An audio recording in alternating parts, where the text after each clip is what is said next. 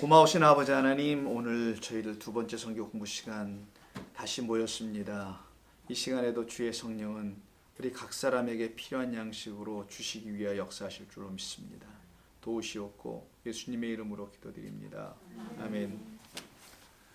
날씨가 참 좋아집니다. 바람은 좀 부는 것 같네. 아직도 밖에가 비 온다고 하나요? 비 온다는 말 없던데요. 아니 오늘 비 온다 그랬는데 안 왔어요. 지나갔구나. 아침에 나 운전하고 막 오는데 8시쯤에 저쪽 동네는 그러지 않은데 이쪽이 갑자기 깜깜해. 그래서 이쪽으로 심판이 임했나 보다. 생각을 했지.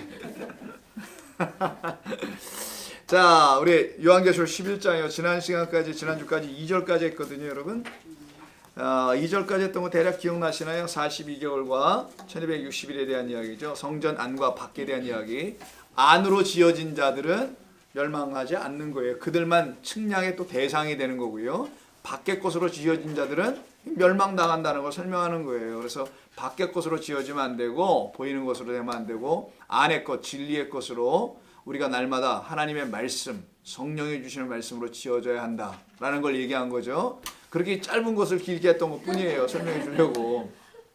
일단은 다 들어야 정리가 되는 거니까 그 말만 하면 무슨 말인지 모르기 때문에 다 한번 듣고 그래 안의 것, 보이지 않는 것, 감춰진 것, 계시되어서 알려주는 그것으로 여러분의 인생이 지어져 가는 거예요. 그래서 여러분 인생은 굉장히 귀한 겁니다. 여러분 한 분 한 분이 다 귀한 거예요. 이번에 여기 돈 가치가 좀 올라가신 분도 있어요. 수술하고 난 다음에 이렇게 갑자기 가치가 올라갔어요. The value is so high. 예? 안 보여요. 아직 안 보여? 가까운 건 안 보여요. 지금 시간이 아니요. 앞으로도 계속 안경을 맞춰야 된다. 그거는 그럼 저만 보인다는 거죠? 오케이, 됐습니다. 그렇게 내가 또 알아들어야지 그거를. Thank you very much. 안경 빨리 해야 되겠네. 언제쯤 설 수 있는 거 그러면은? 30으로요. 그 자리 잡은 뒤에나. 오케이, 그렇지. 조금만 불편하셔도 그래도 교회는 나오시네요. 나오지 말라 그랬는데도 자꾸만 나오고 그래. 말 안 들어. 우리는 그런 건 안 들어. 너무 웃겼다구만. 우리 말 안 들어 그런 거, 그지? 아니 교회 나온다는데 그렇게 말씀하시는 거. 자, 우리 지난 시간에 42개월 3년 6개월이죠. 이 말은 3년 반이고 이걸 다시 일수로 하면 1260일 월과 일이라는 것을 놓고 여기 3년 반, 여기 3년 반에서 7년을 말하는 걸 우리가 얘기를 했었습니다. 자, 이 의미가 무엇인지 지난 시간에 다 얘기했는데 한번 간략하게 정리 한번 하고 가겠습니다. 여러분들을 이 말씀이 의미가 뭔지를 알아야 하니까 여러분의 입으로 직접 설명해야 한다 이런 걸 말하는 건 아니에요. 마음에 잘 담으시면 돼요. 자, 갑니다. 42개월은 율법을 가지고 있는 시간을 말하는 거예요. 율법으로만 우리가 존재하고 있었을 때를 말하는 겁니다. 근데 1260일은 율법만이 아니라 이제는 율법 없어지는 건 아니고 율법으로 은혜와 진리를 가르쳐주는 복음을 갖는 시간이에요. 복된 좋은 이야기를 듣는 내 영혼에 아주 기쁜 이야기를 전해주시는 그 시간 길이는 아니지만 그걸 그냥 표현상 1260이라고 하자. 근데 그때 1 붙이는데 똑같이 3년 반이에요. 자, 이것의 의미를 우리가 이해해 나가는 겁니다. 42개월은 율법을 가지고 누군가를 기다리는 시간이에요. 그렇지. 요걸 가지고 기다려야 돼. 누구를? 신랑. 그렇지. 신랑 기다리는데 메시아라고도 구약 사람들은 알고 있었고 우리는 히브리어로 똑같은 말을 그리스도라고 알고 있는 것뿐이에요. 그냥 정말 좋은 말은 신랑을 기다리는 거예요. 진짜 신랑. 그래서 과부 이야기가 나오는 겁니다. 그 진짜 신랑을 만나야 될 우리 과부, 만난 자 또 과부. 왜냐하면 그건 눈에 보이는 신랑이 아니니까 그냥 과부로 설명해야 되는 거예요. 신랑을 진짜 또 만났어. 옆에 차고 다녀. 그건 아니지. 그건 진짜 신랑이 아니지. 성경에서 말하는 보이지 않는 신랑이니까. 자, 그래서요. 좀 더 깊이 있게 한번 얘기해 볼게요. 다른 차원으로 설명합니다. 42개월과 1260일을.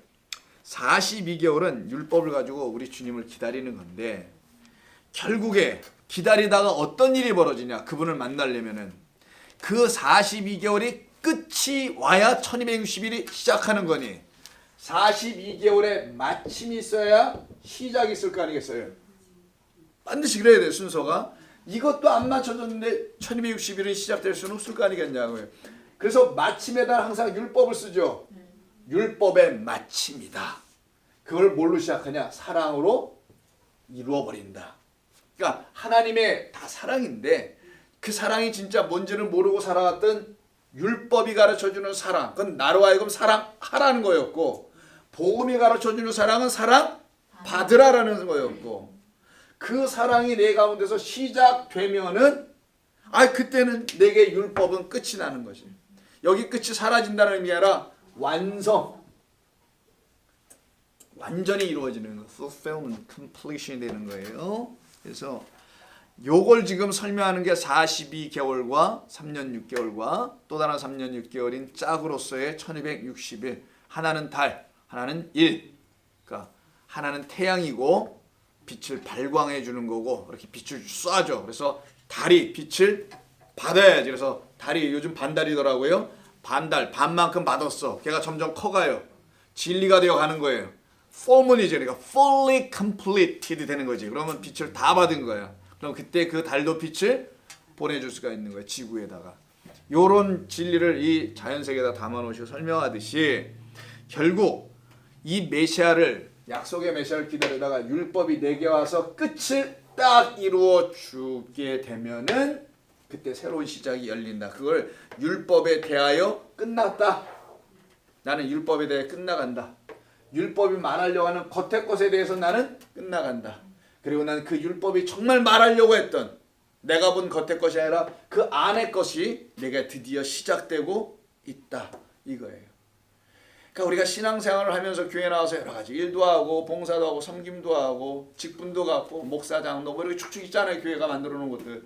이런 것들 갖고 시작하다 그게 다 끝장이 나서 다 그냥 하나님의 신부들이 돼야 되는 거지 뭐. 그 새로운 시작을 갖다가 1260으로 이런 기호, 이 심볼 이런 걸로 알려준 거예요.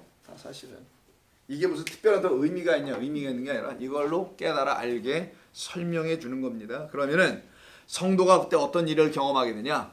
딱 끝이 나니까 죽는다라는 거예요.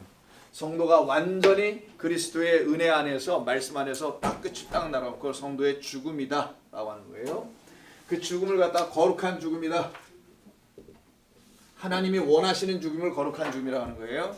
죽어도 거룩하게 죽어. 우린 그렇게만 안 하고 죽어도 곱게 죽어 그러잖아요. 죽어도 곱게 죽으라는 말이 이 거룩한 죽음을 말하려고 했던 건데 그냥 죽어도 곱게 죽지 않고 그냥 지저분하게 죽어 그냥 이런 말이 아니고 우리는 그런 걸 이렇게 알아들어야 된다고. 거룩하게 죽으라는 거구나. 거룩은 당신의 뜻대로 죽어야 된다는 걸 말하는 거예요. 자, 그래서 그걸 다나토스라는 죽음으로 설명했다는 거죠. 성경에 쓰는 용어가 그렇다는 것 뿐입니다. 그 죽음에 이르게 하는 기간을 42개월이다. 기간은 아닙니다. 여러분 42개월 동안 된 게 아니에요. 요 그럼 42는 뭐냐? 3년 6개월 비가 내리지 않는 시간을 했죠. 엘리야가 기도했다면 하나님 이 더러운 놈한테 비를 내리고 주면 안 됩니다. 기도로 3년 반 했다라는 거예요. 그래서 3년 반 동안 비가 한 방울도 안 내려오다가 저기 먼 저쪽 서쪽 그러니까 바닷가 지중해 쪽에서 구름 요만한 한 조각이 보여. 그래서 딱 그때 알고 이제는 하나님이 시작하시는구나. 그래서 아방한테 이렇게 얘기해요. 당신이 여기 갈멜산을 지금 내려가야 되는데 곧 비가 무지하게 쏟아질 테니까 마차 빠집니다. 빨리 내려가시오. 아니나 다를까 비가 쏟아지기 시작한단 말이에요. 그걸 갖다가 이제 1260의 시작이다라고 가르치는 거죠. 자, 그걸 설명하는 거에서 우리로 하여금 율법에 대하여 완전히 손 딱딱 씻고 성령으로 들어가게 하는 시간. 성령이 인도해 주는 시간대로 들어가는 것.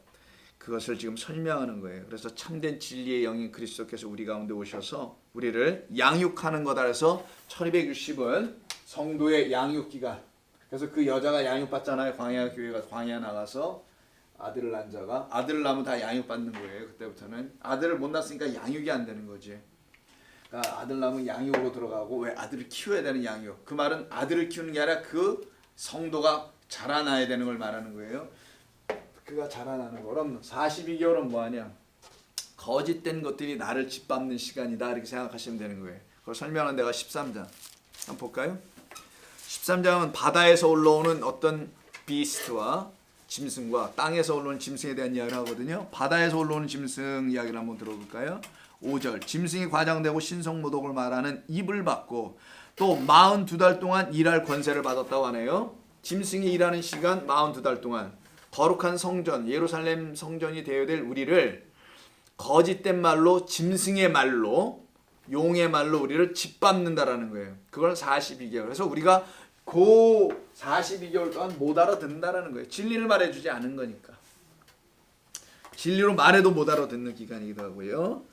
그러나 예수님께서 이 땅에 오셔서 그렇게 일을 하셨다라는 것이 3년 반에 이 땅에서 일하시며 섬기시였던 거고요. 그러나 그가 우리 가운데 들어오시는 이야기를 하는 거죠. 그가 들어오셔야 우리가 드디어 진리를 알아가고 하나님이 누구인지를 알아가는 걸 진리를 안다고 하는 겁니다.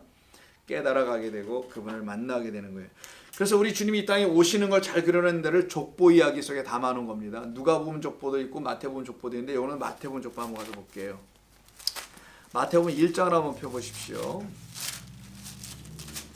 성경은 이런 얘기를 담아놨다라는 걸 여러분들 아시게 되는 거예요.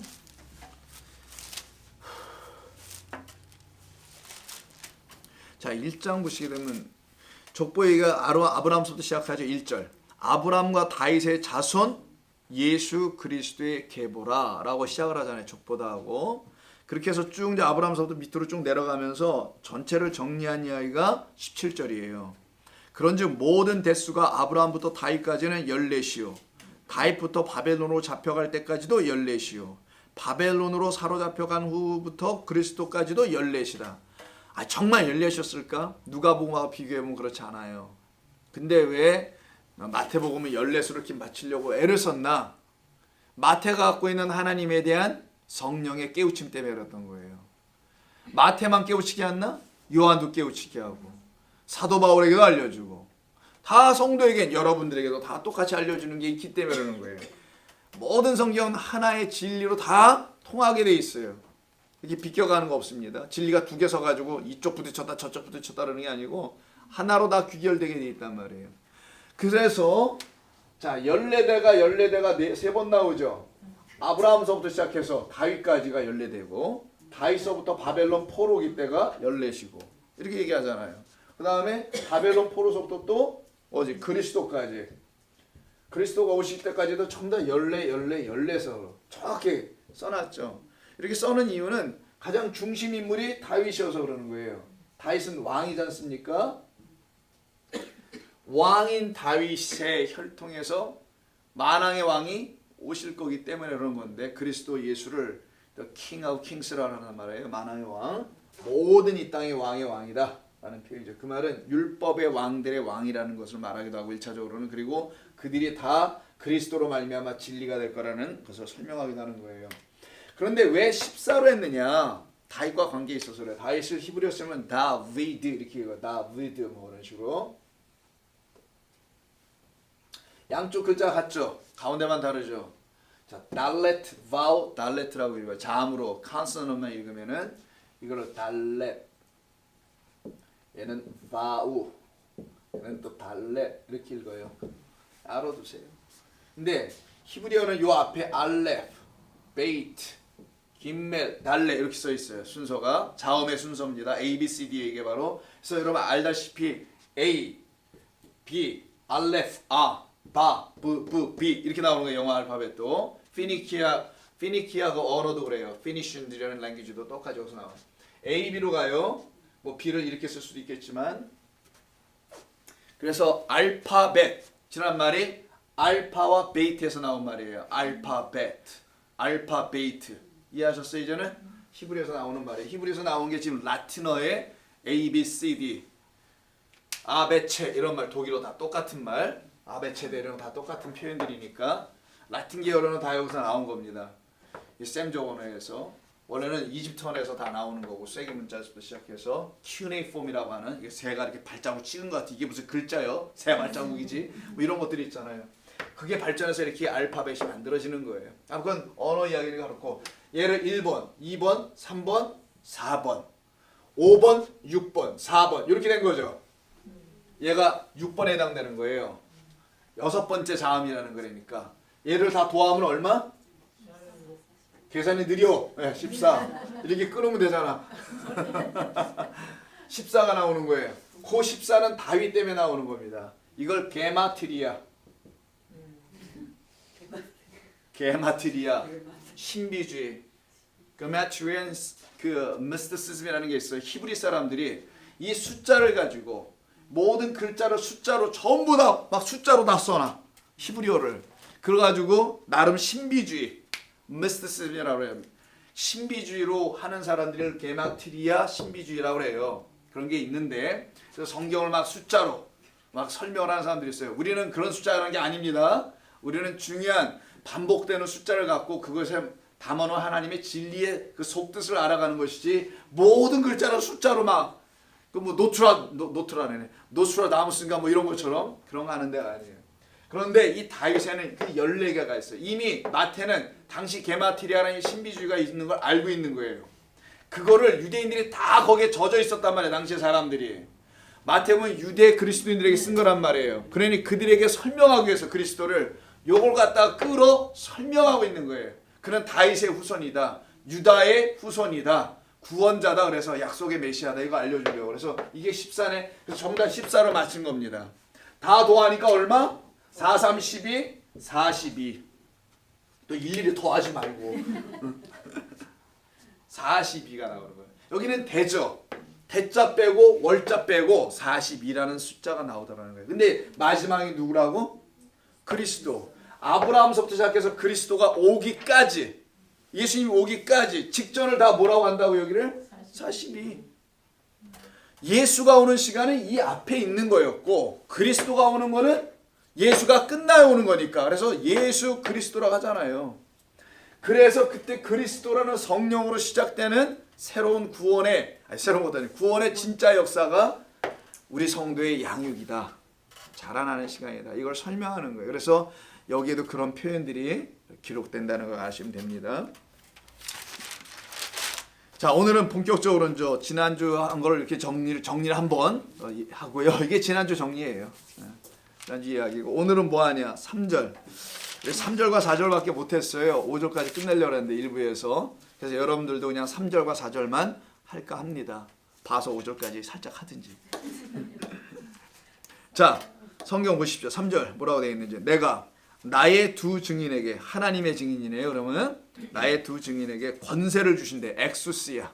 권세를 주셔서 줄 거래. 그럼 안에다 담아주신다는 거죠. 권세니까. 권세는 밖에 있는 게 아니에요. 안에 있는 겁니다. 내 안에 있는 것, 그 힘, 능력. 주리니 그들이 굵은 베옷을 입고 1260일을 예언하리라.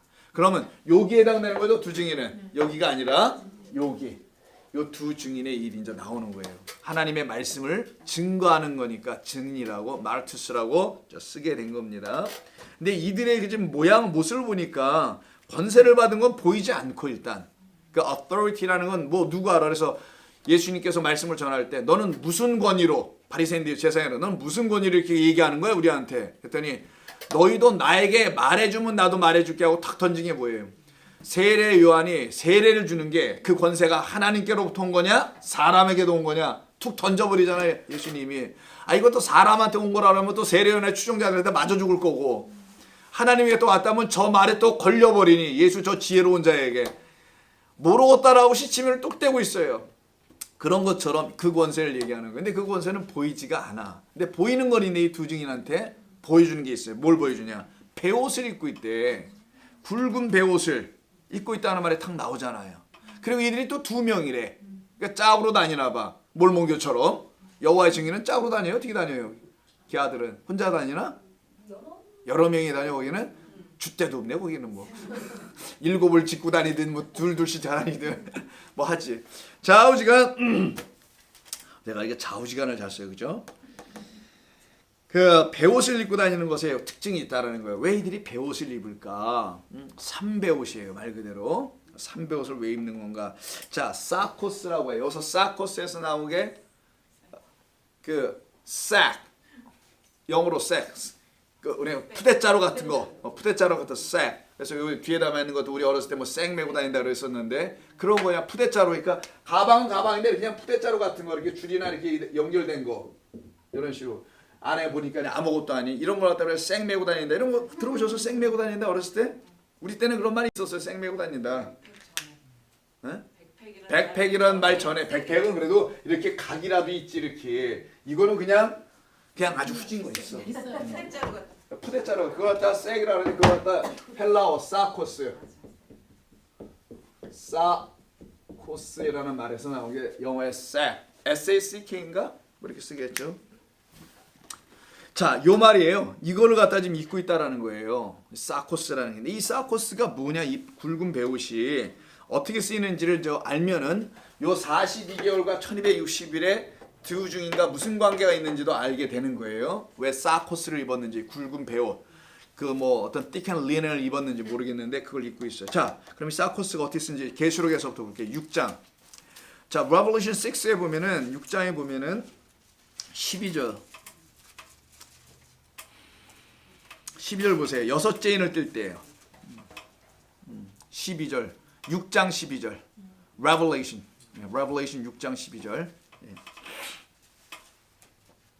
자, 여섯째 인. Sixth seal입니다.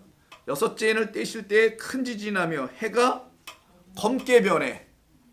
근데 검게 변한 정도는 검은 털로 짠 상복 같다. 해가 빛을 잃은 거죠.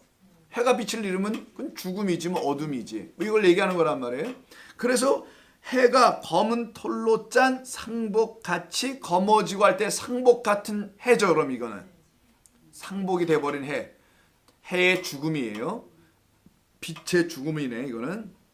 그래서 달은 온통 피같이 돼요. 달은 그 빛을 받아야 되는데 달이 빛을 받지 못해. 그럼 달도 어떻게 된다는 거예요? 죽는다는 걸 얘기하는 거예요 지금. 발광체가 죽으니 발산체도 죽는 거지 뭐. 이 상태를 지금 그려내는 거란 말이에요. 자, 이때 상복이라는 말이 나오죠. 상복은 언제 입는 거죠? 그렇지. 아이고 내 새끼야 뭐 이런 거 죽을 때는 새끼한테 이렇게 안 하라 이거 죄송합니다. 부모님이 뭐 할 때 하잖아. 상복 입고 좋은 지적이요. 그래서 상복을 썼는데 이게 바로 사코스 굵은 배옷이에요. 똑같은 단어입니다. 그러면 자, 굵은 배옷이라는 이 배옷은 사코스라는 저 말은 죽음과 관계가 있다라는 거네요. 자, 그러면 굵은 배옷은 죽음, 사망, 장사 지내는 거 이런 거죠. 여기에 관계가 있다는 것이고요. 이게 첫 번째에서 우리 알려지는 거고, 두 번째는 마태복음 11장 한번 보세요. Matthew's Gospel chapter 11 보시면은요. 21에 이런 말이 나와요. Matthew 11:21. 마태복음에 보시면 11장에 여기서 맹인 나오고 목 벗는 사람 나오고 막 실종 나오고 막 그런 얘기하는 겁니다. 세례 요한에 대한 이야기가 또 위에 바로 있고요. 11장 몇 절이더라? 21절 좀 뒤로 가면은 자, 화 있을진저 고라시나 화 있을진저 벳세다야 너희에게 행한 모든 권능을 두로와 시돈에서 행하였더라면 그들이 벌써 베옷을 입고 제에 앉아 회개하였으리라. 그러면 고라신과 벳세다를 시돈과 두로와 연결시켜 놓은 거잖아요. 같다라는 거죠. 둘 다. 그럼 두로와 시돈이 뭐길래 같으냐? 두로와 시돈은 해안가 도시입니다. 아시다시피 바다 땅 끝에 있다라는 거예요. 바다에 건물을 세운 자들이죠. 그게 두로와 시돈. 그래서 특별히 이사야서에 많이 나와요. 두로와 시돈에 대한 이야기가. 두로에 대한 경고다. 시돈에 대한 경고다. 다시스로 가는 배여. 두로로 가지 말라. 다시스로 돌아가라. 이런 말 한단 말이에요. 그게 두로. 두로와 시돈 지역에는 이스라엘 12지파 중에 누가 거기서 살았냐? 땅을 누가 어떤 아들들이 지파 기업을 받았냐? 아셀 지파가 받아요. 이게 빌하의 아들인지 실바의 아들들인지 기억은 안 나는데 종의 야곱의 네 부인 중에 종으로 하는 실바하고 빌하가 있잖아요. 그 종의 아들들이 갓과 뭐 이렇게 나오는데 그 중에 하나가 아세르. 요 아세르란 지파들이 사는 지역이 시돈과 두로와 시돈 해안가였어요. 근데 이들이 역사 속에서 그 땅을 점령해야 되는 지파마다 들어가서 다. 근데 점령을 이들은 안 해요. 두로와 시돈 지방의 사람들과 섞여서 그냥 살아요. 그래서 나중에 역대상인가 역대한가 가서 보시면 역대상인가 보다. 다윗과 솔로몬 시대에 각 지파마다 두령 머리들을 하나씩 골라내는데 그들을 대표로 뽑아야 될 일이 있어요. 그때 아셀 지파는 삭제가 돼. 왜 그런 일이 왔냐면 이들이 땅을 기업으로 받지를 못했다라는 거예요. 그 땅 머리 같지 못한 자, 그래서 머리 두령이 나올 수가 없는 자라서 이들 아셀 지파를 대신하는 사람은 누가 아니야? 다윗과 그냥 솔로몬이 해버려요. 여기는. 그런 이야기가 성경에 있는 걸 두로와 시돈이라고 하는 겁니다. 그래서 예수님께서 두로와 시돈 땅에 가시는 일이 나와요. 또 복음서에 보면은. 그러니까 그런 걸 그냥 지나쳐 읽을 게 아닌 거예요, 여러분. 특별히 이 아셀 지파와 관련해 있는 또 다른 얘기는 누가복음 2장 30절이니까 또 나와요. 안 볼게요. 지금 그거 하려고 하는 거 아니니까 헷갈릴라. 거기에 보면 예수님이 성전에 들어가서 시몬이라는 할아버지 만나죠. 그 다음에 또 한 사람을 만났는데 여선지자 아셀 지파의 어떤 아버지 이름인데 기억이 안 나네. 이름이 안나인데 한나죠. 한나라는 여선지자가 나와요. 그가 아셀 지파의 사람이에요. 결국 아셀 지파는 어떻게 되냐? 하나님의 12아들에 들어와야 될 거 아니에요. 한 사람 한 사람이 다 12이라는 의미입니다. 12아들이란 말이 아니라 12명 모두가 12된 자들, 아들 된 자들이. 그럼 여기 아셀 지파는 아들이 안 됐어요. 역사 속에서는 점령을 못했기 때문에. 그런데도 아셀 지파의 한 여자 선지자가 누구를 만나냐? 그리스도를 만나면서 그리스도를 선포하는 얘기로 누가복음에서 설명하는 이유가 뭐였냐라는 걸 성경이 가르치려고 하는 거예요. 이해하셨어요? 그러면은 그런 진리를 담은 거예요. 이거는 성경을 좀 많이 읽어봐야 하는 거예요. 이 정도까지는. 근데 여러분 거기까지 몰라도 괜찮아요. 알면 더 좋고. 시몬도 마찬가지입니다. 다 야곱의 12아들들의 이름이잖아요. 이게 시몬 세 번째 아들인가 그렇지. 네 번째가 레위고. 자, 그런 아들들에 대한 이야기가 다 관련이 있다는 거 아시면 됩니다. 자, 그래서 마태복음 11장 21절에 우리 읽었어요? 안 읽었어요? 읽었어요. 거기 베옷을 입고 제에 앉아서 뭐 한대요? 그 얘기를 안 하고 회개예요. 회개. 자, 이 베옷은 첫 번째는 죽음과 관련이 있고요. 장사 지낼 때. 두 번째는 뭐?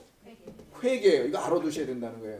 자, 그러면 두 증인이 와서 1260일 동안 예언한다는 말은 하늘의 말로 가르치는 거예요. 양육하는 시간이라고 했어요. 성령의 진리의 말씀을 전하는 걸 선지자들이 하는 증인, 예언이라고 하는 겁니다. 그러면 이가 예언을 한다. 하늘의 것을 가르쳐준다. 라는 말의 의미를 죽음과 회개로 설명하고 있다는 거 아니에요. 베옷을 입고 한다는 것은. 그것은 뭐냐? 우리 가운데 죽음이 와야 회개가 이루어진다. 이걸 설명하려고 하는 거예요. 우리 위해서 죽으신 그분의 죽음, 그리스도 예수의 죽음은 우리를 회개하게 이르게 한다라는 거예요. 아, 예수님이 나를 위해서 죽으셨네. 너무 죄송해라. 내가 돌이켜야지.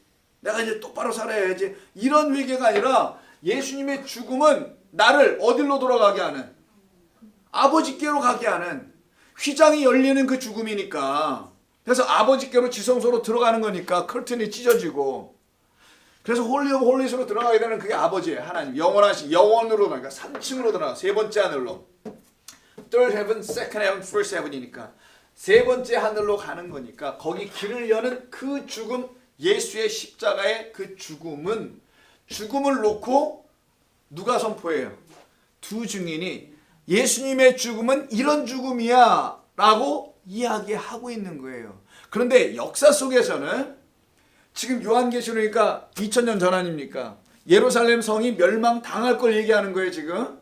그럼 멸망당해야 될 예루살렘을 예수님의 죽음을 놓고 설명하고 있다는 거예요. 왜 예루살렘 성이 왜 멸망해야 되느냐? 그 성전이 왜 없어져야 되느냐? 그거를 예수님의 죽음으로 다 알려줄게. 예수가 왜 십자가에서 죽은 자니? 그 예루살렘 성전이 없어져야 되기 때문인 것을 가르치는 거야. 예루살렘 성전이 율법 성전이에요. 우리 안에 있는 율법을 없애기 위해서. 그래서 율법의 마침, 완성, 끝. 율법에 대하여 사망, the death to the law. 그러면 나에게는 율법이 없단 말이에요. 더 이상 율법에 대하여 죽어버렸으니까 난 율법이 없는 거예요. 율법과 나는 free 돼버리는 거니까. 그래서 그 예수의 죽음을 증거하는 거라는 건, 교회가 십자가의 예수님을 죽음을 전한다라는 의미는 십자가에서 예수님이 죽으셨어요 이 말을 한다는 것은, 그러니까 죄인들아 다 돌이켜 회개해 이런 말이 단순히 아니라 그가 죽으심은 내 안에 있는 율법 성전, 나라는 존재가 성령의 전이 아직 안 돼 있어. 이게 여기가 성령이니까 1261이 성령의 전이 안 돼 있고 율법의 성전으로만 있는 나를 죽이시고 없애버리고 내 안에 있는 거짓 성전을 무너뜨리신다는 그거를 알려주려고 예루살렘 성전을 멸망시키는 일을 전하며, 그리고 동시에 너희들은 거기서 다 죽어야 할 자들이야, 이거를 알려주려고 상복, 퓨너럴홈에 가서 입는 시커먼 옷, 여러분 퓨너럴홈에 다 그런 거 입고 하잖아요. 누가 뭐 가르쳐주도 않는데 처음부터 시커먼 거 입고 오더라고. 그 옷을 지금 입고 선포한다는 건 무슨 의미인지 이해하라는 거예요. 지금 이해하셨어요 여러분? 이거 예수님의 죽으심을 이야기하는 것과 나라는 예루살렘의 율법 성전의 멸망을 말하는 거구나. 그래서 역사 속에서 율법 성전을 진짜 없애버린 거니까, 나라는 율법 성전 예루살렘이 멸망당하면 하늘에서 뭐가 내려와요? 새 예루살렘이 내려온다. 이걸 신부 같다라, 신랑을 만나기 위해서 단장한 신부 같다라는 새 예루살렘은 안 보이는 예루살렘이, 눈에 보이는 그런 성전이 아니란 말이에요. 보이지 않는 말씀이 되어 있는 성전을 말하는 거니까 이게 성경이 말하는 겁니다. 그럼 여러분들은 보이지 않는 하나님의 신부들이야. 그것도 그럴 것이, 하나님께서 여러분들 보이는 신부를 취하면 좀 나이도 들기도 한 신부들도 있고 그런데 좀 그렇잖아. 보이지 않는 여러분 안에 있는 하나님의 진리의 말씀이라는 그걸 갖고 있는 그 신부들, 그 신부들 새하늘과 새 땅을 보도다. 21장 1절에 그 예수 그리스도라는 새하늘과 새 땅이 내 안에 와 계셔. 신랑이 와 있네. 그래서 그 신랑을 맞이하여 잘 준비한 하나님의 처소들이 되어 있다. 이렇게 되라고 죽음을 상징하는 상복을 입고 선포하고 있는 거예요. 그들만 그 말을 듣고 진리를 듣고 1260일 동안 섬김을, 양육을 받고 들어야 어디를 할 수 있어요? 메타노예요. 우리 2부 성경 공부는 이게 수준들이 있어서 내가 이 원어를 자꾸만 쓰게 되네. 농담이고. 졸릴까봐. 따뜻한 것이 이거 끌까? 두 개를 펴놨어요. 오늘 아침에 좀 쳐서. 메타노예요. 메타 함께죠. 같은 것으로 연합. 노예요. 뭐라 그랬어요? 기억나시나? 마음. 결국은 누스에서 나온다 그랬죠. 누스, 마음. 하나님과 그 같은 마음이 된다는 것. 같은 마음이 어떻게 될 거야? 마마 같아라 이것에 될 거 아니겠어요? 이걸로 아버지의 마음을 알아가는 것이 성령이 지어주시는 말씀으로, 아버지는 그런 마음, 하나님은 그런 마음, 그런 뜻을 갖고 계셨군요. 그래서 my thought is different than your thought, 이런 말이 나오는 거예요. 내 생각은 너희 생각과 다르다, 이런 말들이 나온 거예요. my thought이 떡이 아닙니다. 떡. 발음 그거 참 거시기하게 하지 마시고 뭐 내 떡하고 네 떡이 달라? 농담이야. 자, 또 하나 좀 끌게요. 여러분 제가 더운가? 너무 건조해. 드라이해서. 여러분들은 굉장히 드라이한 분이 아닌데 이게 드라이하네. You are not dry at all. 저는 괜찮아요. 그런 건 이거 좀 약간 훈훈해서. 자, 그래서요. 그걸 설명하는 거라는 게 이해하셨죠? 그래서 한 군데 좀 더 가보겠습니다. 못을 박자고요. 이 상복을 입는다는 말이 무엇을 말하는지, 또 회개의 옷을 입는다는 뭘. 그래서 예수님이 이 땅에 오셔서 첫 번째 선포하는 말이 회개하라. 너희들 다 죽었어. 이 말이에요. 그 말은 너희들은 이제 곧 율법 성전 멸망당해. 너 안에 율법 내가 다 빼줄 거야. 그래 너희 사니까 그걸 죽음이라고 하는 거예요. 이걸 거룩한 죽음, holy death 이런 표현을 쓰는 거예요. 자, 그래서 요나서를 한번 봐야 될 것 같은데, 요나서 한번 가볼까요? 자, 요나서 아까 찾는데 쉽지 않았어. 굉장히 도전이었었어. 성경에 분명히 있는 것 같은데 이게 찾기가 아주 어려워가지고. 저도 보세요. 이렇게 앞에서 계속 가잖아. 한없이. 자, 아모스, 오바댜, 미가 바로 직전. 한 장 잘못 넘기면 두 장부터 나가면 미가가 나와.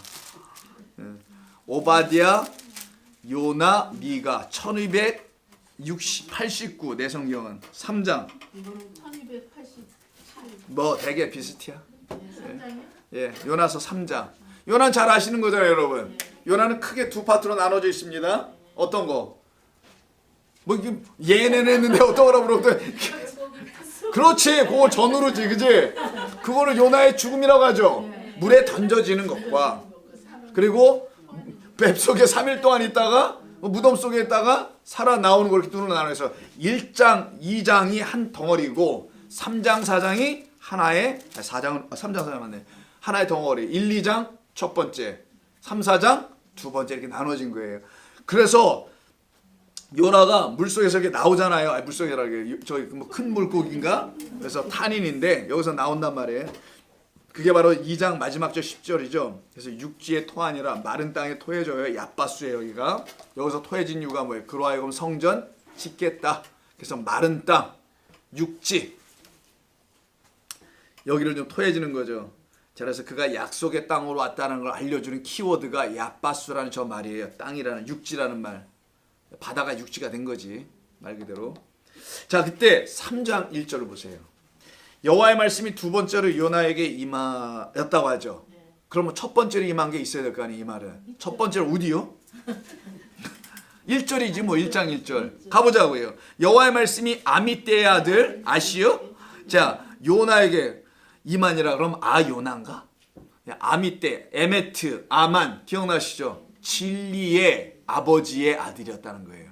진리라는 이름을 갖고 있는 아버지의 아들이니까 하나님의 아들 요나 이런 말을 하고 있는 거죠. 그래서 요나는 비둘기, 우리에게 비둘기요 잡혀 죽으실 비둘기와 날아가는 비둘기가 있죠. 그 피를 가지고 우리에게 날아오시는 좋은 소식을 피, 물. 그래서 물 속에 질그릇 속에서 비둘기 한 마리가 잡혀 죽고 그 피를 또 다른 비둘기에게 발라주죠. 걔가 날아간단 말이에요. 요나처럼 이렇게 날아와. 요나가 비둘기예요. 날아와서 메신저, 복음을 전해주는 이야기죠. 그걸 갖다가 요나라고 하는 겁니다. 자, 그 얘기를 여러분 다 아신다면은 그 요나에게 첫 번째로 한번 임했어. 그러면 여기도 첫 번째, 여기도 또 나오네. 첫 번째로 임한 요나에게 임하신 하나님의 말씀을 첫 번째 것이라고 하는 거고 3장은 죽고 난 다음이죠. 부활한 다음이겠네. 그래서 첫 번째는 보이는 율법의 말씀을 주는 이야기로 시작하고 그가 물속에 빠져서 죽는 세례 할례를 받고 다시 부활하여 살아났을 때 이게 넘버 원, 그러니까 넘버 투. 자, 로고스 말씀이라는 거예요. 전부 다 똑같이 양쪽이 여기도 말씀이 여기도 말씀이 첫 번째 말씀인데 이게 이 말씀으로는 사람들이 못 알아들으니까 그가 못 알아듣고 있는 그들을 위해서 죽으러 오는 자, 그의 죽음이 무엇인지를 가르치기 위해서 그를 살려내어 다시 알려주는 영의 말씀으로 듣게 하시겠다 라는 게 3장 1절. 이거부터 아셔야 된다. 요나서의 구조가 스트럭처가 이렇게 돼 있다는 거. 항상 두 말로 한다는 거. 율법으로 시작하여 복음을 듣게 하고, 예수를 시작하여 그리스도로 하고, 바다에서 시작하여 땅으로 가게 하고. 왜? 모든 게 바다였다며 밀어 제껴가지고 땅을 드러내게 하는 거니까. 하나님은 항상 이렇게 하신다는 거. 왜? 보이지 않는 걸 가르치시려고, 영원한 게 뭔지를 알려주시려고 하는 거예요.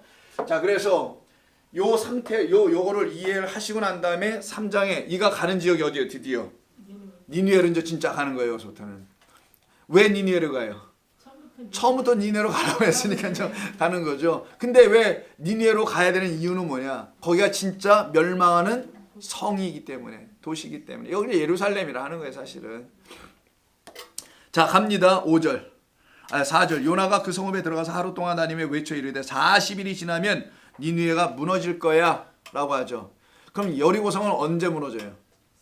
40일은 아니죠. 거기는 말씀을 듣고 무너지는 거, 나팔을 듣고 무너지는 거잖아요. 똑같이 여기도 선포하는 메시지를 듣고 무너진다는 거예요. 어떻게 무너지는 거냐? 이 성이 무너지는 거는 이렇게 무너지는 게 무너지는 거예요. 진짜 무너지는 거는 보세요. 니느웨 사람들이 하나님을 믿어요. 무너진다는 말에 이게 무너지는 거예요. 무슨 성이 정말 무너지는 게 아니라, 무너질 성을 안 무너지게 만들어줬다는 게 아니라 이게 진짜 무너지는 거라고. 제 말 이해하신 건가? 성 하나 무너뜨려서 뭐 할 겁니까 그거? 성도의 무너짐, 이걸 설명하는 거예요. 그게 회개, 믿고 회개하더라. 이걸 무너진 것이다. 이걸 황무해진 것이다. 그러나 내가 어떻게 다시 수축, 다시 세울 거야. 이걸 말씀하기 위해서 하나님을 믿고 금식을 선포하고, 그리고 높고 낮은 자를 막론하고 굵은 모옷을 입어, 베옷을 입고 뭐 하겠어요? 당연히 제 위에 앉아서 회개를 하기 시작하네. 8절. 힘써 하나님께 부르짖으며 각기 악한 길과 손으로 행한 강포에서 떠날 것이라. 하나님이 뜻을 돌이키시고 그 진노를 그치사 우리가 멸망하지 않게 하시리라. 그렇지 않을 줄을 누가 알겠느냐 한지라. 그러니까 믿져야 본전이 한번 해보자 뭐 이런 거예요. 하나님이 그들을 향한 것 곧 악한 길에서 돌이켜 떠난 것을 보시고 하나님이 뜻을 돌이키사 그들에게 내리라고 하신 재앙을 내리게 아니하시리라. 요 말씀이나 4장 넘어가지 말고 그건 또 여러분 이해가 안 되니까 지금 하지 말자고. 여기 지금 일어날 때 굵은 베옷을 입죠. 회개시키는 이야기가 나오잖아요 여기. 근데 이 회개 이야기는 반드시 죽음과 또 관계가 있었다라는 거예요. 요나가 죽고 살아나는 예수님의 죽고 살아나심이 우리 가운데 일어나야 우리가 뭐 할 수 있다? 회개할 수 있다. 자, 요나가 죽고 살아난 자로 니느웨 간 거죠. 예수께서 죽고 살아난 자로 우리에게 오셔야 된다는 걸 얘기하는 거예요. 요나와 그리스도는 같은 것을 설명하는 거니까 그때 돼야 비로소 우리가 회개라는 걸 할 수 있다는 거예요. 같은 마음으로 아버지께로 돌아갈 수 있다는 거예요. 그래서 반드시 그가 나라는 존재 안에서 죽었다가 살아나는 일이 있어야 한다. 이게 없으면 우리는 살 길이 없다라는 거예요. 이거. 그래서 진짜 회개는 나 잘못했어요. 이건 반성. 그건 누구나 하는 거. 모든 종교인이나 이 세상 모두가 하는 걸 반성이라고 하는 것이지 회개라는 게 아니에요. 회개는 아버지에게로 가는 거예요. 그냥. 아버지가 계신 줄 알게 해주시는 그분을 통하여 주님을 통하여 아버지는 나 이름도 몰라. 그래서 그냥 아버지라고 부르는 거예요. 너희들은 그냥 아버지라고 불러. 아바라고 불러. 아바 어디 있어? 이렇게 불러. 알렙 베이트예요. 하나님의 집. 이렇게 그냥 불러. 너 이름이 없으신 분이니까 그냥 이렇게 하자. 나를 낳으신 분이라고 생각하자. 나를 지으신 분이라고만 알고 있어. 이렇게 가르치신 거죠. 그래서 아버지 집이라고 얘기하는 겁니다. 그렇게 해서 가는 거. 그럼 요나는 이 땅에 죽임당하러 온 예수님을 말하는 거고 그의 죽음이 우리 가운데 이루어져야 우리에게 하나님을 믿을 수 있는 길이 열린다는 걸 설명한 책이 요나서라는 거예요. 그럼 이 죽음이 바로 우리에게 들어오면 우리는 진짜 하나님이 원하시는 회개가 일어나게 된다는 거예요. 그렇지 않으면 회개를 못한다는 거지. 반성만 하고 매일 잘못했습니다 이 얘기는 하는 거지. 잘못했습니다 수천 번 하면 수만 번을 하면 뭐 할 거냐고요. 그건 의미 없고. 자, 굵은 베옷이 그런 것을 요나 속에 담아놨다는 거 한번 아시고요. 또 한 군데 갑니다. 여러분 찾기 쉬운 창세기. 오늘은 왜 창세기를 안 가나 했더니 이제 가네. 창세기를 한 번이라도 안 가면 우리가 그냥 혀에 뭐가 거시기 하잖아. 입에 뭐 바늘이 돋는데야 가시가 돋는데야. 자, 창세기 37장 한번 보시겠어요? 그 중에서 우리가 보려는 건 34절이지만 34절을 가기 전에 앞에서부터 좀 볼 건데 24절부터 창세기 37장 24절부터 볼 건데 34절에서 끝낼게요.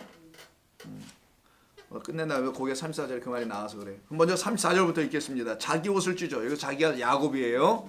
야곱이 아들의 죽음의 소식을 듣고 자기 옷을 찢고 굵은 배로 허리를 묶고 할 때 이 굵은 배 있죠. 이게 오늘 본문에 말하는 헬라어로는 사코스인데 히브리어는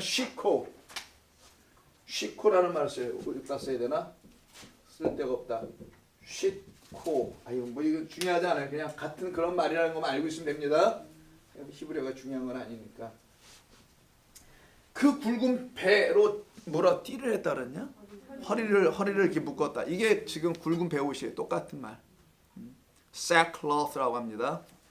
sackcloth를 입고 있는 거예요. 이거 언제 하냐? 애통하죠. 왜? 누구의 소식을 들어서?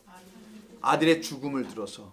아들의 죽음과 배옷은 항상 관계 있고 그 죽음이 내 안에 들어오면 나는 회개하게 돼 있고 그래서 두 증인이 선포한 건 예수님의 죽음.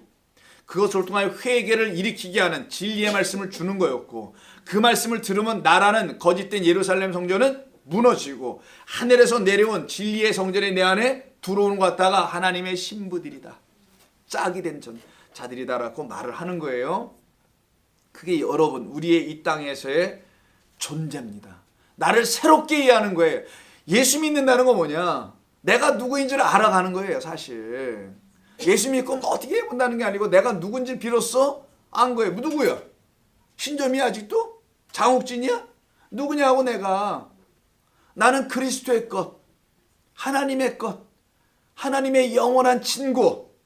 왜 이런 말이 두려워요? 우리는 다 엘로힘들.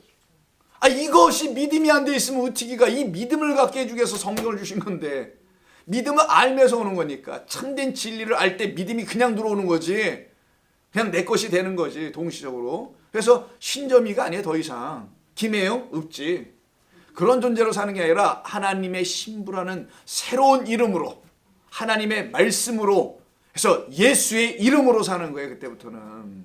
이게 성도의 실존, 실제 우리의 모습 아니어야 되겠냐고요. 그것이 내 안에서 지금 흘러가도록 해야 되는 거 아니에요. 그래서 이 세상 살아도 당당하고 그렇게 살아가는 거지. 비록 뭐 차가 시원찮고 뭐 입는 게 시원찮고 먹는 게 시원찮고 그런 건 하나도 중요한 게 아니니까.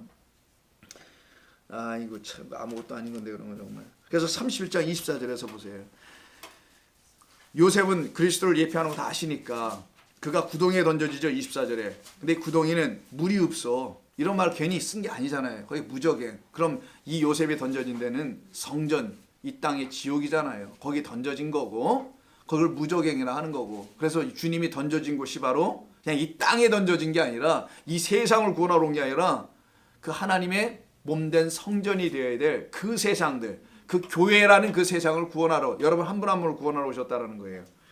근데 이들이 그냥 다 팔고 뭐 죽이고 등등했어. 그래서 30절 아우들에게 들어가서 이르되 아이가 없도다, 요셉이 없도다, 우리 동생이 없네. 막내 동생 당시에는 이가 어디로 갈까? 그들이 요셉의 옷을 가져다가 순념소를 죽여 그 옷을 피해 적시고 그의 채색 옷을 보내어 그의 아버지에게로 가지고 가서 이르기를 우리가 이것을 발견했습니다. 채색 옷에 피가 묻어 있어요 지금. 아버지가 그걸 보고 이렇게 얘기해요. 33절에서 아버지가 그것을 알아보고 이르되 내 아들의 옷이라 악한 짐승이 그를 잡아먹었도다. 요셉이 분명히 찢겼도다 하였고. 이 말을 쓰네요. 둘로 쪼개졌다라는 거예요. 찢겼도다. 악한 짐승, 하나님의 말씀이 없는, 이성 없는 짐승이죠. 성경은 짐승을 말씀이 없는 자들에 의해서 찢겼도다. 이게 이 땅에 우리들에게 머리를 빼앗기러 오시는 여자의 우선이 그 뱀의 우선의 머리를 부술 것이다. 왜? 그 머리를 가져야 하니까. 이걸 똑같이 그려내는 거란 말이에요. 여기도. 그걸 보고 우리 아버지가 지금 통곡을 하고 뭐 애통하는 그런 이야기 속에 이 두 증인에 대한 이야기가 나오는 거예요. 이 두 증인은 정리합니다. 베옷, 상복을 입고 있는 이유가 뭐냐? 정리할게요. 당시에 요한계시록 상황은 예루살렘 성전에서 복음을 전하는 하나님의 선지자들을 놓고 말하는 거예요. 화를 당할 성, 예루살렘 곧 화를 당해요. 무너질 겁니다. 그것은 겉에 성전이 무너지는 건 맞는데 진짜 성전은 우리라는 걸 가르치기 위한 그 메시지를 전해주는 두 증인. 그 두 증인은 이 결국 화를 당할 성이기 때문에, 멸망당할 성이기 때문에 예루살렘이 그것을 선포하는 차원에서 죽음의 베옷을 입고 얘기하는 거고, 그 안에 있는 내 백성, 하나님의 백성들이요, 당신들 빨리 그리스도의 영으로 다시 일어나야 합니다 라는 걸 선포하는 회개의 옷으로 입고 있는 것을 말하는 거예요. 그러므로 이 두 증인들은 누구냐? 회개의 말씀을 전하는, 그리고 그들에게 진리의 그리스도를 선포하는 하나님의 종들입니다. 그래서 둘로 설명했다. 첫 번째 것과 나중 것과 알파와 오메가, 처음 표적과 나중 표적. 그래서 처음 표적은 믿지 않으려니와 나중 표적은 다 믿고 출애굽을 할 거야 라고 모세에게 알려주셨던 그 말씀을 그대로 이루는 거예요. 그래서 둘로 설명하죠. 그래서 둘이 나와야 돼. 그래서 본문 다음 절 4절에 둘이 나옵니다. 두 개가. 뭘로? 나무도 둘이요, 그 안에 있는 램프스탠드도 둘이다. 이게 둘로 설명해요. 이게 11장 4절. 나무도 둘인데 그 나무의 이름은 olive tree. 뭐지? 올리브 나무라고 그러나? 감람나무라고 그러죠.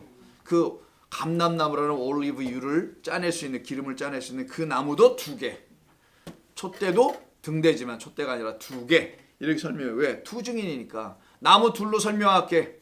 너희가 먼저 먹을 것은 생명나무가 아니라 선악나무를 먼저 먹게 돼. 그러나 너희를 살려내는 나무인 생명나무, 42개월이 선악나무의 시간이라는 거고요. 시간 아니지만 그 역사라고 하는 거고, 1260일은 생명나무를 먹는 시간. 그래서 두 나무, 이것도 다 나무인데 서로 하나는 감나무, 하나는 대추나무가 아니었어요?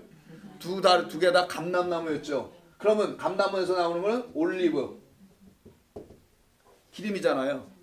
올리브 가든이라는 게 있는 거 아니야? 올리브 가든이 있지. 가든. 식당 이름. 오늘 저 거기서 저녁이라다. 올리브 가든이네. 이 사람들 성경에서 따온 거 같네. 이걸 갖다가 성경은 겟세마네 동산이라고 하죠. 가든 동산이니까 겟세마네 기름을 짜다. 그 어떤 틀에 놓고 그 스퀴즈에서 포도즙을 짜든지 기름을 짤 때 그걸 갖다가 겟센마네라고 표현하는 거 히브리어로. 즉 거기서 기름을 짜서 당신이 나무가 되어 당신이 기름을 짜줘요. 죽음으로 성령을 내보내겠다. 이해하셨어요? 그걸 겟세마네 동산에서 예수님의 마지막 기도라고 하는 거예요. 그래서 피가 막 뭐 나오는 것처럼 기도한다는 표현을 쓰죠. 그래서 짜서 주는 올리브 가든. 아이고 걔네 이름 잘 줬네. 우리는 겟세마네 동산이라고 하나 식당을 차리든지. 그걸 겟세마네라고 하는 그 동산에 대한 이야기를 하는 거예요. 그래서 감람류. 그래서 여기도 감람류, 여기도 감람류야. 기름이 똑같아야 돼. 다르진 않아. 그러니까 성경 이 안에 있는 문자로 기록된 율법이라는 하나님의 말씀도 기름이었고 우리가 성령으로 다시 듣게 되는 진리도 기름이야. 그래서 기름칠을 해야 돼. 좌우지간 반질반질하게. 그래서 차가 잘 돌아가고 문짝도 잘 열리고 삐걱 소리 안 나듯이 기름을 칠하는 거예요. 근데 두 나무로 한다는 거예요. 첫 번째는 알지 못하는 기름으로. 그 알지 못하고 먹으면 어떻게 돼요? 죽는다. 이 말이야 성경은. 하나님의 말씀을 알지도 못하고 이걸 취해버려.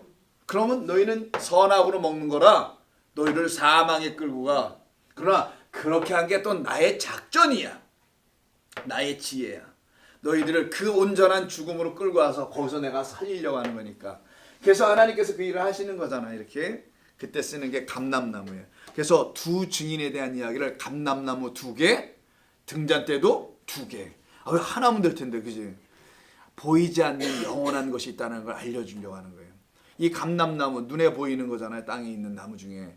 성전에 성소에 보면 등잔대 7개 있잖아요. 다 눈에 보이는 거잖아요. 근데 이걸 내가 너희들에게 준 것은 보이지 않는 영원한 나무, 생명나무를 알려주려고 하는 거고, 생명을 알려주려고 하는 거고, 나무도 아니고, 그리고 기름, 거기서 나와야 돼 라는 거 알려주는 것과, 그리고 거기서 빛을 주시는, 진리를 주시는 등잔대를 설명해 주려고 하는 거죠. 자, 이 말은 어디서 나오냐? 스가랴. 마태복음 바로 다음 구약적으로. 신약적으로 가면 요한복음 나오고는 누가복음 나옵니다. 마태복음 전전으로 가야지 다음이 아니라 4장에 가서 한번 보세요. 스가랴라는 게 나와요. 말라기 바로 직접. 말라기 스가랴. 다음이죠. 마태 맞아, 다음이야. 저쪽 방향으로 다. 뭐 이래도 알아듣고 저래도 알아들어. 자, 4장이죠. 내게 말하던 천사가 다시 와서 나를 깨우니 마치 자는 사람이 잠에서 깨어난 것 같더라. 그가 내게 묻되 네가 무엇을 보느냐? 했더니 대답하되 순금 등잔대가 있습니다. 그렇죠. 그 한 달란트 금을 쳐서 만든 거니까 불은 7개 걸게 돼 있고 그 위에는 기름 그릇이 있고 또 기름 그릇 위에 7 등잔이 있으며 그 기름 그릇 위에 있는 등잔을 위에서 7 관이 있고. 이거 발음 어려워요. 여러분 한번 해보세요. 만만찮아. 그 등잔대 곁에 2 감람나무가 있는데 하나는 그 기름 그릇 오른쪽에 있고 하나는 그 왼쪽에 있나이다 하고. 알았어요 이제는? 왜 2개를 줬는지? 위치가 어디 있대요? 왼쪽 오른쪽 이렇게 따라잖아요. 그래서 2개야. 왼쪽 진리가 아닌 것, 오른쪽 진리인 것으로. 그래서 왼쪽 오른쪽이야. 참 하나님은 이걸 어떻게 사람이 썼다고, 이걸 무슨 문학 작품이라고 이걸 인간들이 막 얘기를 하고. 그냥 문학으로 읽어라. 열심히 역사서로 읽고 고고학 자료를 읽고 해. 학위 났다고 뭐 열심히 하면 되지. 그래. 그걸로 먹고 살면 되는 거고 한 인생 멋지게. 자, 그런데 제가 어디 있다 말았죠? 금 그릇 이거 읽다가 막 그 기름 그릇 오른쪽에 있고 하나는 그 왼쪽에 있나이다. 먼저 말을 해도 오른쪽부터 얘기하잖아. 내게 말하는 천사에게 물어 이르되 주여 이것들이 왜 왼쪽 오른쪽으로 있는겨? 이렇게 물어본 거예요. 이게 성도의 지혜로운 모습입니다. 왜 이렇게 되는 거야 하나님? 왜 오른쪽 따기를 치면 왼쪽도 대밀라고 하는 거야 이거? 왜 누가 너의 오른쪽 뺨을 치면 왼쪽도 대줘라 이거 왜 하는 거예요? 물어 좀 봐라. 모르면 괜찮으니까 내가 다 알려줄게. 나 말고 하나님께서. 저는 잘 몰라요. 그때 얘기합니다. 내가 알지 못합니다라고 고백을 하죠. 그렇지, 우리가 아는 바가 없죠. 안다는 거 고작 율법 가지고 뭐를 해독했니 이런 거나 아는 거지. 6절 그가 내게 대답하되 이르되 대답하여 이르되 여호와께서 수룹바벨에게 하신 말씀이 이러한 거였어. 수룹바벨은 누구냐? 수룹바벨 누구냐? 유다 총독이에요. 총독. 이때는 포로기 때입니다. 그러니까 포로기에서 그리스도까지 와야 되는 기간이죠. 그럼 마지막 단계 14, 14에서 세 번째 14죠. 그리스도가 오기까지 요 기간에 있는 일이야. 그리스도가 오기까지 마지막 뭔가를 또 해야 할 수룹바벨이라는 거버너, 고레스 왕, 다리오 왕이 보내는 거예요. 페르시아 제국의 왕이 유대 땅에 가서 거버너를 해. 그럼 유대의 왕대라는 거죠. 그걸 설명하는 게 수룹바벨. 근데 수룹바벨 라인이 마태복음 1장에 나중에 뭐 기회 되면 읽도록 하고 거기에 예수님의 족보에 나와요. 수룹바벨이라는 사람의 이름이. 그러니까 수룹바벨은 그냥 족보가 아니고 왕의 라인이에요. 왕의 라인. 알고 계시면 됩니다.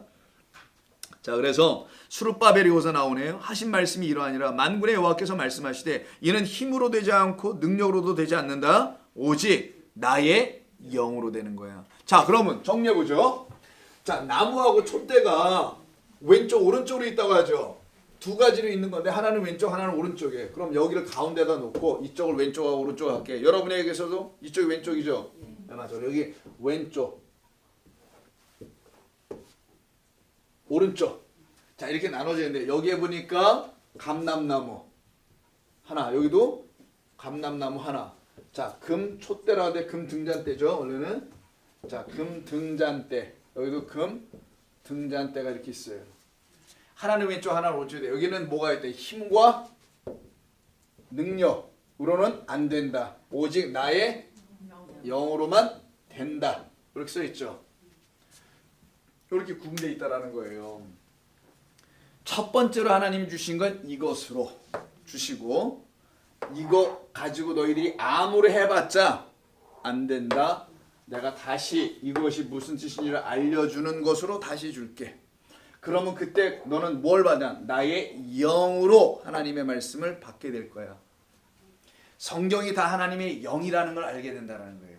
이게 무슨 옛날 얘기 정도 하는 게 아니라 다윗 시대 얘기하고 솔로몬 시대 얘기하고 무슨 아브라함 때 얘기하고 이런 얘기가 하는 게, 그런 거 알고 싶으면 다른 교회 가서 배우면 되고 잘 가르치는 데 많이 있을 거 아니겠어요. 역사적으로 가르쳐주고 이러는 거. 그런 거 말하는 게 아니라 뭐 하는 거다? 이거는 영이다. 내 말은 영이요 생명이라는 그 영. 이건 말씀, 하늘의 것을 얘기하는 것이다. 이 말씀을 얘기하는 거예요. 여기서 영이라는 건.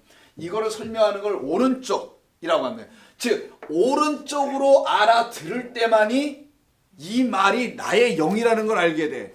너희가 이걸 진리로 알아들을 때만이, 내가 가르쳐주는 방식을 진리라고 하는 거예요. 하나님 가르쳐주신 방식, 제가 아니고 인간이 가르쳐주는 방식으로 알고 너는 왼쪽에 있는 것으로만 듣게 돼. 아직도 너의 힘을 요구하고 너의 능력을 필요로 할 거야. 그런 게 아니라 진리로 하나님의 말씀을 듣게 되면, 이 세상을 진리로 바라보게 되면은 악한 게 하나도 없는 거라는 걸 다 알게 된단다. 너. 종교로 따지는 거기에 휩쓸려 들어가지도 않아. 이념도 마찬가지야. 다. 그런 게 여러분 안 가게 돼 있다라는 거예요. 근데 이게 나의 영으로 못 들으니, 진리가 뭔지를 모르니 자꾸만 이 둘이서 부딪히고 싸우는 것밖에 더 하겠는가. 좌우로 나눠져 가지고 왼쪽 오른쪽, left, right잖아요. 세상은 그렇게 생각하잖아요. 이념으로.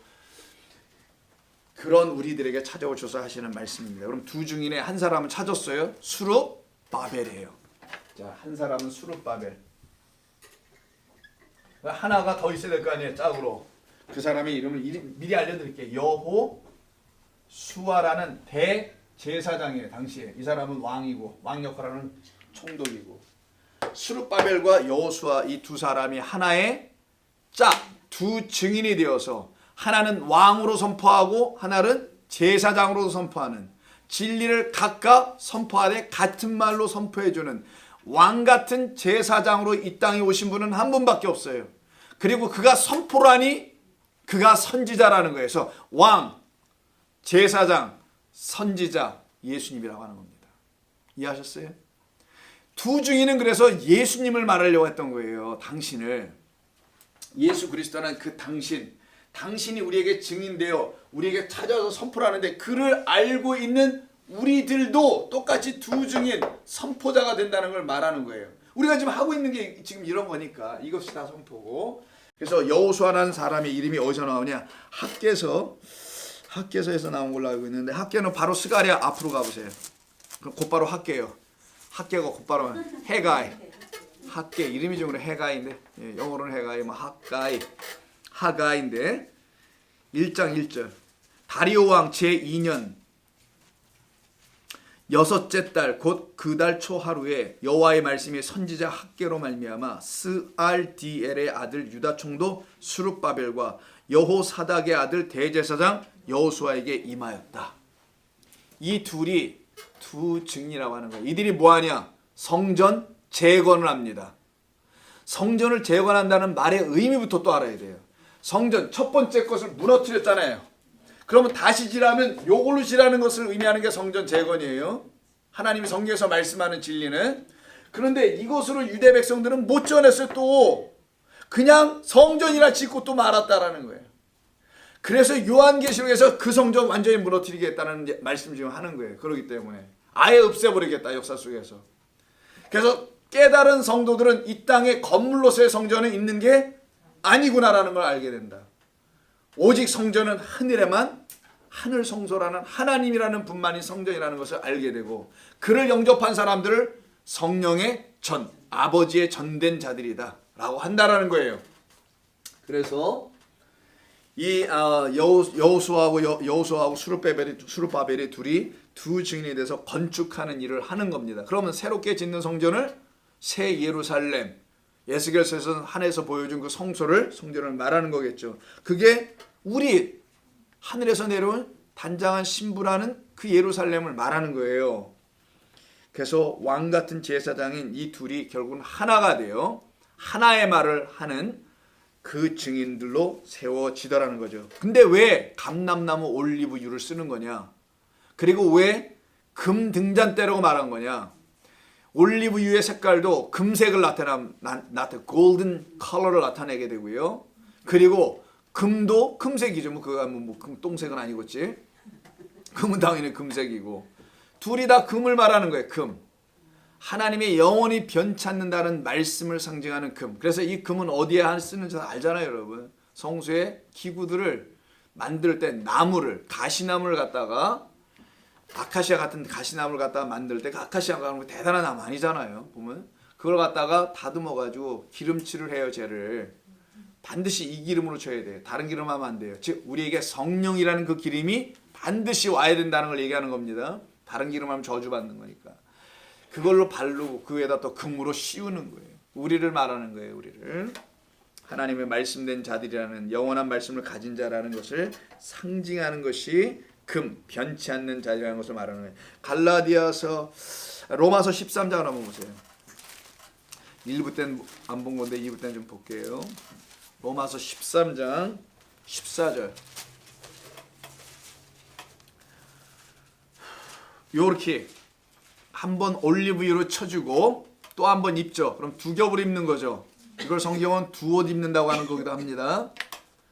이해하셨죠? 제 말. 속옷 겉옷을 얘기하기도 하는 거예요. 그래서 로마서 13장 Romans chapter 13의 마지막 절 14 보시면은 오직 예수 그리스도로 옷 입고 정욕을 위하여 육신의 일을 도모하지 말라 이런 말이 나오죠.